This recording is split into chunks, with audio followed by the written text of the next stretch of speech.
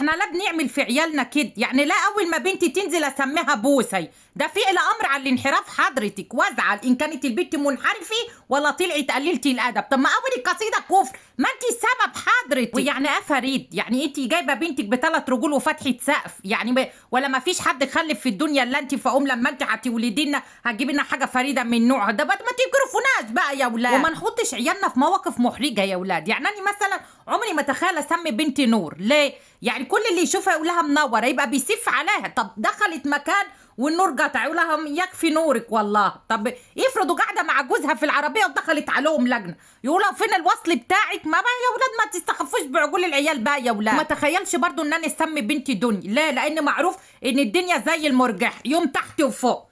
ده غير ان كل اللي هيشوفها هيسف عليها ويقول لها وحدوه. لا ما هو معروف ان الدنيا فانية. بلاش بقى الاسماء الخزعبليه زي جنه مثلا، اللي احنا لو فوفقنا عن جنه هنلاقوا بقى نخلتان وروابي واحنا مش ناقصين كوليسترول، احنا ما شراييننا وجعنا الوحيد. والبني ادمه بقى اللي بتسمي بنتها اسماء دي، يعني انت مثلا كانت دماغك وجعاكي من الولاده فقلتي اني اسمي اسماء كتير وهي اما تكبر تختار، اني مش فاضيه لها دلوقتي بقى. ليه الحيره؟ ليه لا كده؟ فاياكي انت سمي بنتك باسم. لا بقى تخيلوا ان البنت طلعت نكديه، بنت بومه واليعوذ بالله ما بتحبش الضحك، كل ما حد يسالها اسمك ايه على نعمه انت اللي هتشيلي الذنب. انت كنت كذابي بنتك نكديه تسميها بسمه ازاي؟ اقول لكم ما تجرفوناش وتسموا، انتوا سيبوا العيال ينزلوا وكل واحد يسمم ما يجي، ما كل واحد يختار اسم عادي.